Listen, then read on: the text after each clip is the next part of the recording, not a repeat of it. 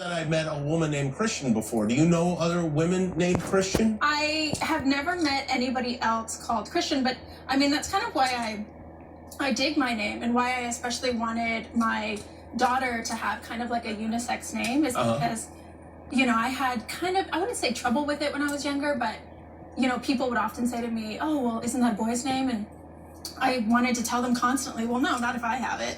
But it like gave me something to like be, I guess, strong about. And I wanted my daughter to be strong, so I gave her a unisex name. Her name's Wolfie.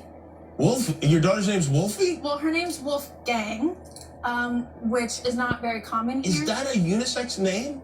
I guess it's not, but like, what is a unisex name, you know? Not Wolfgang. A name is a name, you know? But yeah, that's a kind of a cool name for, well, for a boy or a girl, right? Yeah, and I tend to, people get confused when I talk about her because I'll say like, oh, I got to get back to the wolf, and people look at me kind of funny. But yeah, I should be more clear about. Is that tied to being in the Twilight movies in any way, Wolfgang? Or? No, you know, I am a big fan of Mozart and thought he had like an incredible name. And I thought for a second about, oh, well, should I call her Wolfgang Amadeus? And my friend was like, too much, calm down. So yeah, and my husband's in music, and so it connected for me and it connected for him. And so, yeah, we went with Wolfie. And, you know, I always think it's strange, too, that we decide other people's names. So if there was ever a point where she was like, oh, I'm going to change my name, then, you know, that would be okay. That would be okay with you. Yeah. Yeah, this is a little weird. But it's not, if you let a baby decide their name would be like... Exactly. So it's a placeholder. Then we'll call it a placeholder. Most people know you from The Walking Dead, yes. Which you've been on for 7 seasons. I've been on it for, you said 7 seasons, and that surprised me because I feel like I've been on for like a decade. But yeah, that's kind of where I feel like I grew up. I'm from Los Angeles. I was born and raised here.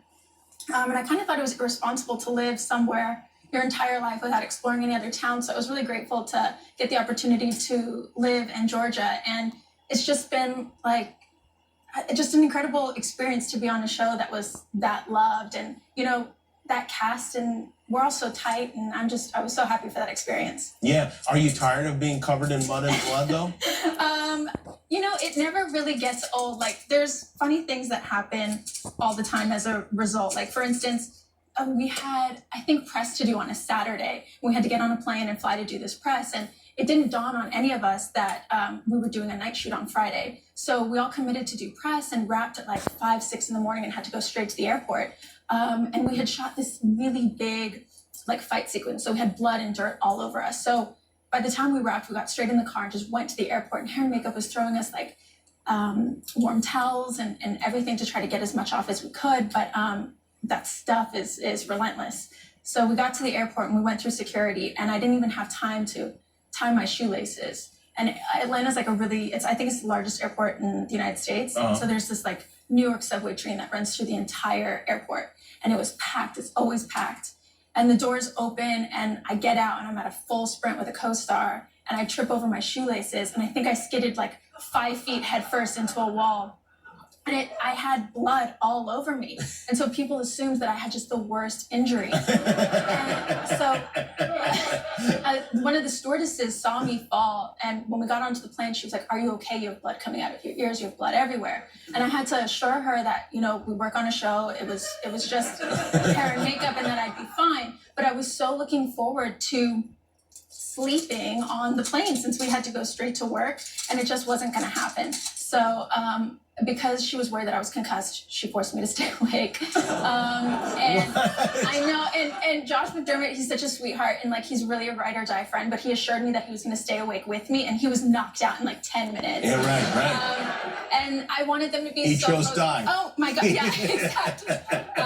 But we got off the plane, and like paramedics were brought on and everything. It was a really? whole scene. I was so You got mortified. 1 minute left to finish that thing. No. This is going to be, yeah. No, let me do it quickly. And now you're playing Selena. Can you think about Selena while you're doing this? Selena, the show is super popular on Netflix. I know you've already been picked up for season 2. And we've already filmed it. Everything's... you've already shot season 2? Yeah, everything's complete. So right now I'm just like super happy with the response, and I'm just so excited that everyone finally gets to see all the hard work that we put in. You know, it's something that I'm super proud of. What, am I giving everyone anxiety? Because I have anxiety. How bummed are you gonna be if we go to commercial and you haven't finished that? Not bummed at all. Oh, wow! Well done. You did it. Selena's series is on Netflix now. Christian Serranos, everybody. Thank you, Christian. We'll be back with Sabrina Claudio.